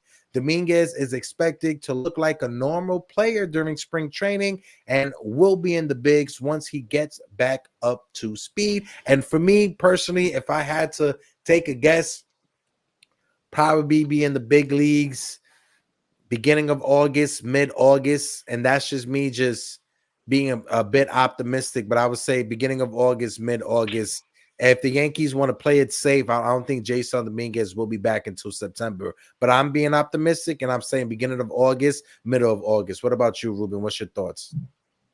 I think given the time frame of the surgery, remember, because he got a bridge type Tommy John instead of the traditional Tommy John, so I think that True. also speeds up the recovery for the position players too, and it really significantly cuts it down on the healing. A fun story actually. I actually picked up one of these doctors at one of these doctors conferences here in Naples, and he was one of the ones that wrote up the actual paperwork on how to do the bridge on the Achilles for that Aaron Rodgers got, Wow. and he talked about how it's supposed to actually promote quicker healing and everything. So Okay. so that's the thing that right there to me that I liked, that it was one of those things that the healing is going to be quicker. He's younger, so I think now what we'll probably see, and it's you can go back to multiple people that have gotten the Tommy John recently as a position player, is that we'll probably see them get off to a slow start in the power department. So Yeah. you look at Bryce Harper, look at Trevor Story, look at a lot of these guys when they would hit, but the home runs didn't come in until like later as they got more rhythm. So if Mhm. anything, the if he's gonna be a normal player by spring training, they probably might get him like a month in AAA, month and a half, just to kind of make sure that he gets his stroke back. So that Mhm. way he's hitting a stride coming up to the majors. That's Yeah. something that I could see them do, but I think he'll be back a lot quicker than August. But that's just my opinion on it because of the fact that the type of Tommy Johnny got doesn't require the same amount of length for him to come back. Yeah, and then also too, when you look at it, that it was a different type of Tommy John surgery, like you pointed out. It wasn't a traditional one. It's the same type of Tommy John surgery that Brock Purdy got. He's a quarterback for the Yeah. San Francisco Giants, and it was in his throwing elbow as well. And he was out there throwing in like 6 to 8 weeks after the surgery. So that Hmm. was an NFL quarterback that was out 6 to 8 weeks after the surgery throwing. So when it comes to Jasson Dominguez, hey, we may get him sooner rather than later, but I just hope that he's healthy and he has his feet underneath him and he has his confidence as well. I want him to be confident when he comes. I don't want him to be in a little bit of a slump before he gets brought up and then the slump Exactly. carries over here to the major leagues, right? I want him to be confident when he is coming up. Before I throw it over to you, Don Sicario, I want to shout out a few people in the chat. Michael Caputo is asking, would you sign Julio Urias, the pitcher from the Dodgers? Listen, that man, he got some legal troubles, and he I was don't know. locked up. His are legit. Like his are He's legit. locked up. They won't let him out, like Akon said back in the days. But he is locked up. They won't let him out. Okay, trust me.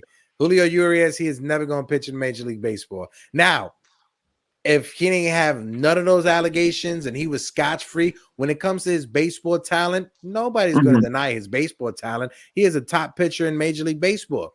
He got charges. He locked up. His baseball career is Like his over. is legit Him, stuff. yeah, him and Wander Franco, they're going to be playing in the Penal League over the next few years Man, going forward. shoot. They gotta be careful. They're They gonna be might they might be missing some some parts. they're gonna Yeah, be yeah. sending kites to each other. They're gonna be Oh, sending yeah. kites. Yeah, back and forth. But I got one more thing to talk about, fellas, before we get out of here. And it is the rumor of all rumors. It's Blake Snell. The Blake Snell watch continues. I never thought in my life we would have a guy who won 2 Cy Youngs January 23rd, still not signed when the pitching market is so weak. Fellas, what's your thoughts? My friends over at Fireside Yankees, they said the Yankees are still the only team to offer Blake Snell a contract.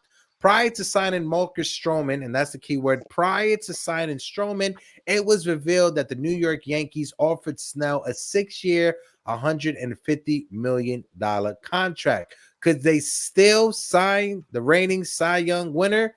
Ruben, I'll throw it over to you, and then throw it over to Don Sicaria. Folks in the chat, let me know. What's your thoughts on Blake Snell? No, that definitely is there a chance? Most definitely, if no one's offering the money, it's gonna be like, yo, Boris, Just get me the sign. It's 150 million. You're telling me to say no to. But at that point, I really think there's a good chance that they could get him if no other team steps up, obviously. Because I think at this very moment, it does look like that, where like teams are just saying no, and I understand those teams as to their caution with Blake Snell, and it's why I like the Yankees stance. They're saying we're not paying you more. We're not going to even pay you Rodon money, you know, because the thing with Snell is like he has 2 Cy Youngs, 100%. But if you look at it though, this Cy Young was a weak race, guys. The Cy Young in the NL was weak this year. Yes, the ERA is legit, and he had his second best innings in a year on a per start basis and everything. But when it comes to Snell, like he hasn't done it year in and year out. And I'm not just talking about ERAs. The ERAs aren't that bad. His issues is that he doesn't give you innings. And teams are saying, you want us to give you 6-7 years for what, 4.5 innings per start? We're not gonna sign you for 27 million if you can't cover 5 to 6 on average. So that's the thing with Snell, that you got the upside, but guys, how realistic is it that he's gonna win another Cy Young in the next few years, being a 5-inning fly pitcher? And being on the Yankees with Garrett Cole there. Yeah, so that's the thing with Snell that teams are realizing. They're saying, yo, Boris, yes, he got a Cy Young, but we know that the NL Cy Young wasn't that great this year. And then we also know that this guy has averaged less than 5 innings per start for all of his career when you take out his 2 Cy Young years. All the other years combined, he averages 4.9 innings per start. That is not a sexy innings average. Most pitchers today that are established, they average 5.5. It's definitely not. The one thing we say about Snell is that when it comes to 5 or even 6 innings, he's going to give you 5 or 6 solid innings. That's when he's going to give you. He pitched more into the 6th inning than Jordan Montgomery did this past season. You can look at the stats, look it up. I think it was 3 extra more starts where he pitched into the 6 innings. But when it comes to Blake Snell, he ain't pitching you into the 7th. And I think that's where the Yankees, they set their mark at. Right. Yes. They saw what they gave Carlos Rodon last year. Right. And he wasn't able to make that transition from the NL West over to the AL East. So the Yankees are being very cautious when it comes to that. Yes, you won the Cy Young Award, but I'm giving you 6 years, 150, less than what we gave Carlos Rodon. That's our offer. Take it or leave it. And with the pitching market as it is, nobody else is knocking on the door for Blake Snell. So it may come down to, do the Yankees even still want Blake Snell? Because I'm going to tell you this right now.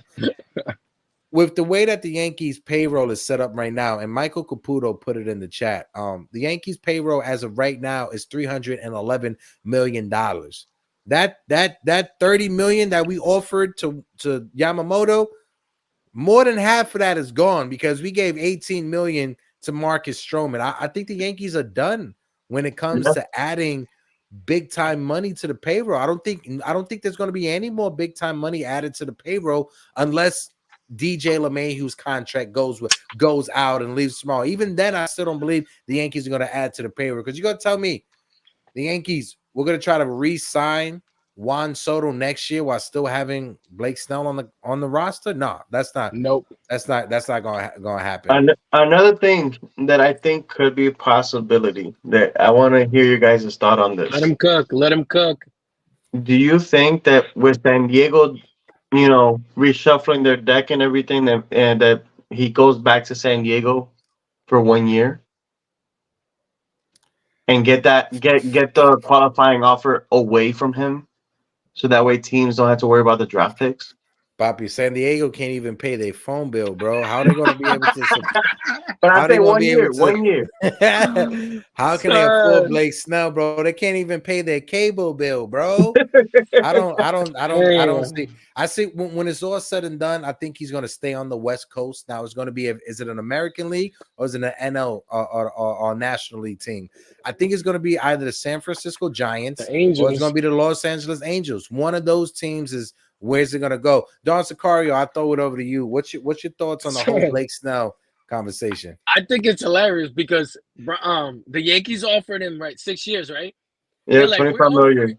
we're offering you 6 years for the 6 innings each game that you're gonna give us, right? That's basically what you're gonna do. You're gonna give us about maybe 6 innings. I don't know. The payroll right now is high. I don't think they're gonna, like how Hector said, like all the big money. I don't think it's gonna happen. It better not happen because my only concern is extending Juan Soto. Oh, he's a Boris guy. He's not gonna extend. Man, relax. That's what we're here for. We're here to talk. The main objective for the Yankees should be worrying about extending Juan Soto. But if they're gonna add a pitcher, I could see them making a low-key trade for somebody. I don't know. Stroman, I think, is the guy.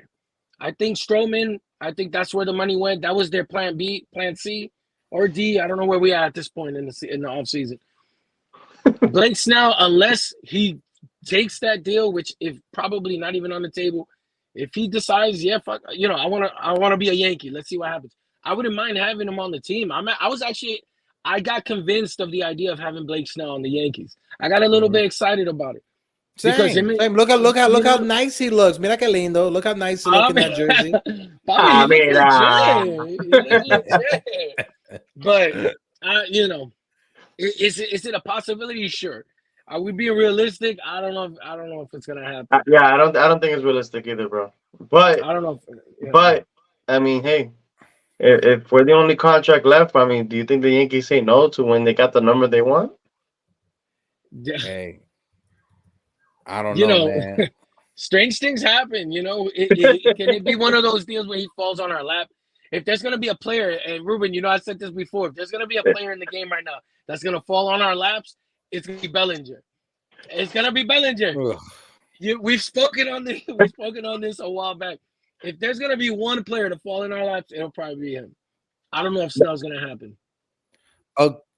According to FanGraph, because my guy Richie, from Empire State of Baseball, Richie Rivera in the chat is asking me, what is the Yankees payroll for this upcoming season? According to FanGraph, right? I know Michael Caputo said 311. Some people said 304. Look at Ruben. I'm gonna look it up. I got it right now. This is according to FanGraph. Yeah. Now, when it comes to FanGraphs, hold on. Ruben's an aggressive typist, son. That shit's like he is, bro. He is, bro. I would hate to be in a Twitter conversation with him. But next to him in a cubicle next to him. According to FanGraph, the Yankees payroll is $294 million. You guys see it right here. This is according to FanGraph. 300 though. 294. Caputo explain. And this is including the luxury tax penalty. This is including all the penalties and everything. FanGraphs has it at 294 million. Look, they have all the contracts right here. Yo, so before we end the before we end the show off, I want to say my low-key X factor for the 2024. And that's DJ right here, 294 estimated payroll. That's the estimated. All right, this is the tax payroll. Luxury, yeah, and this is the luxury tax payroll, 305 million. So that's what the Yankees are going to be paying. So their payroll is 294, but because they're over the luxury tax, the penalty is going to be $305 million. So it's right here. Yep. It's 305, close to what my guy Richie Rivera was saying. He said 311. Yeah, by the end of the year, let's say they had add no dollars to the rest of it. When it's time to pay that tax, they would have paid out by the end of the year $333,801,249. Yeah, so they're in tier 3. Tier 4 is 297. So they was at 293 or whatever it said, because I just closed it out. So yeah, the Yankees, they're in good shape when it comes down to that. Hold on, let me fix this up right here. But no, when it comes, all right, I'm gonna throw it over to you, Don Zakari, because you said DJ LeMahieu. Give your thoughts when it comes to DJ, and I want to get Ruben's thoughts when it comes to Mr. Carlos Rodon. Yeah, DJ LeMahieu is the low-key X factor for this Yankees team. Last season, second half, My guy was balling. Ruben, you know this. Go ahead and look up the numbers, Ruben. Go ahead. I know. I can hear you. Let me hear the typing. There it is. Bro. That aggressive. You sound like a tax auditor the way that you be typing, bro.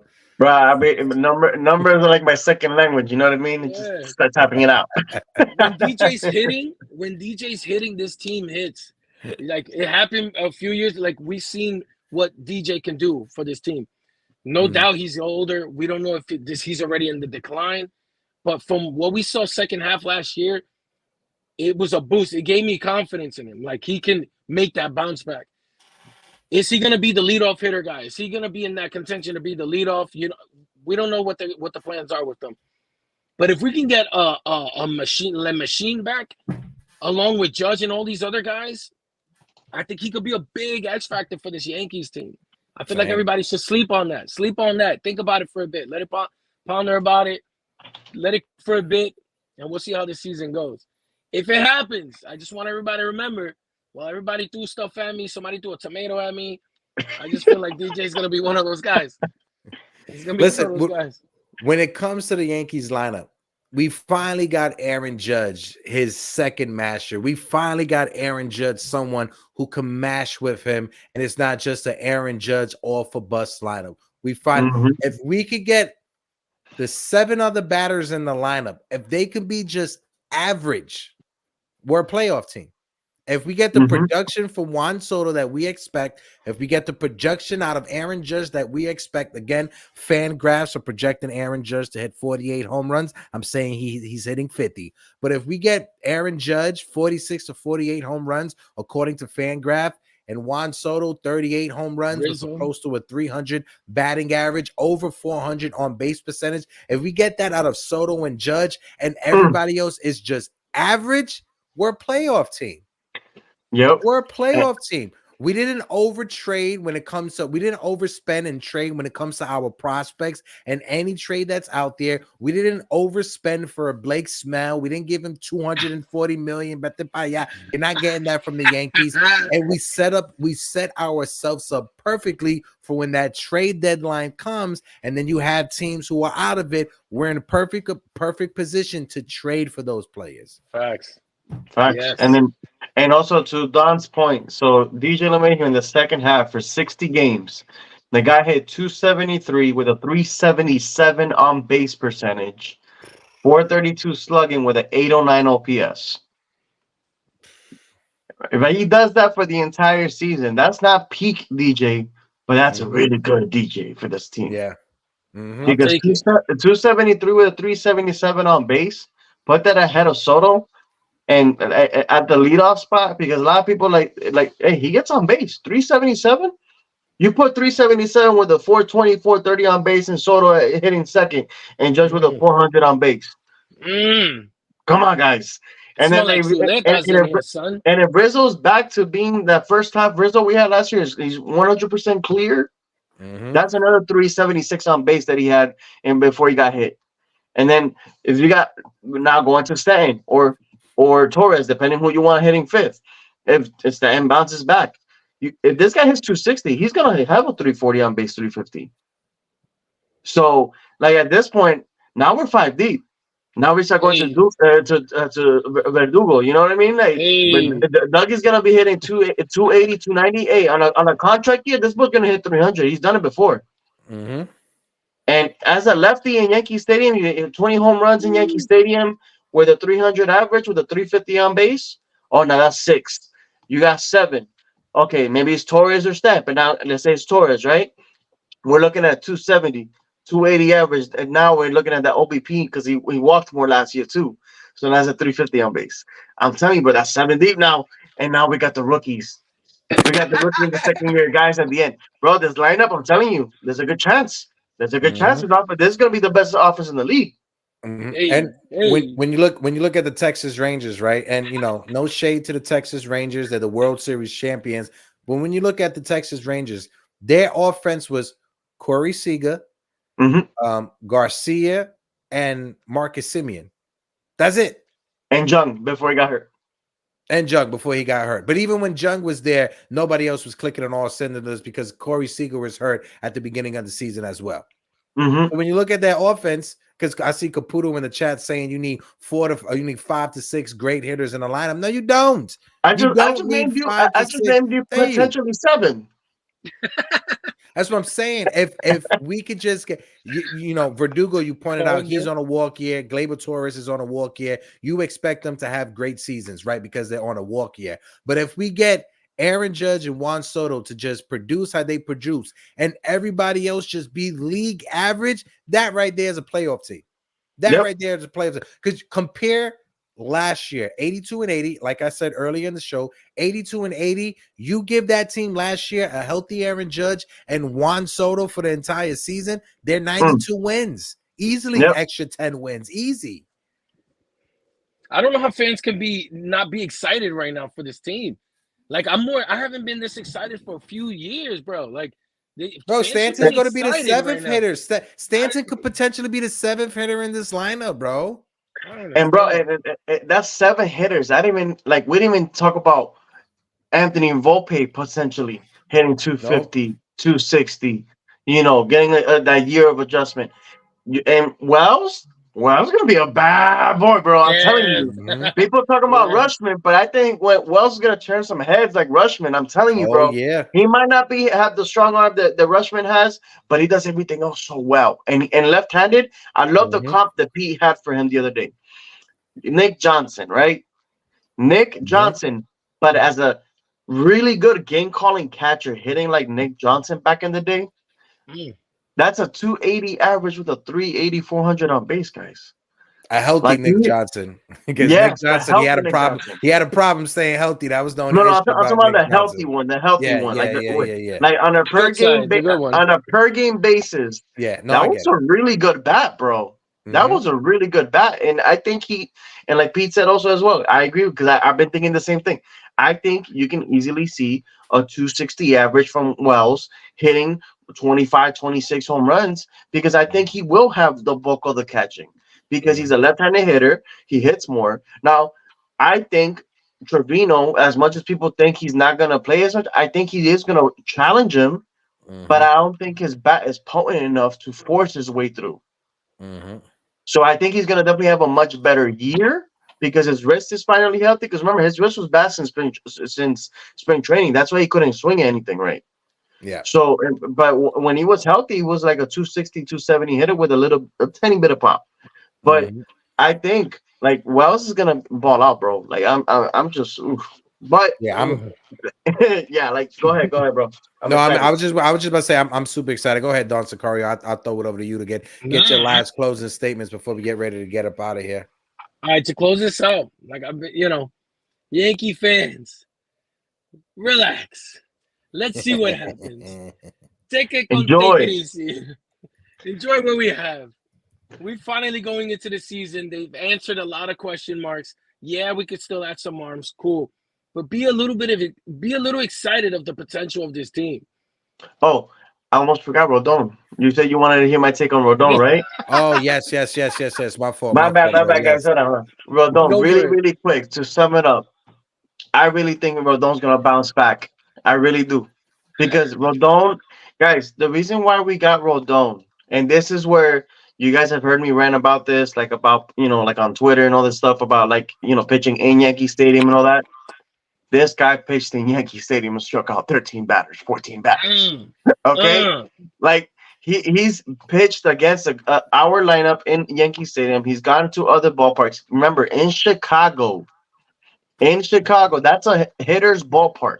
More than Yankee Stadium. I think it's in the top 10 in the entire MLB. True, yeah. And he didn't give up any home runs in that ballpark. You look at his home run rate for each of the first 4 healthy years that he had. Like when you take out the injury years, those years, his home runs were not out of whack. He does not allow home runs like that. Last year was an anomaly.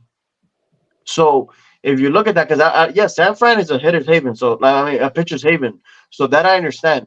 But in Chicago, he didn't get hit. He didn't get lit up like that by the home run. So I can honestly see him dominate coming up this year.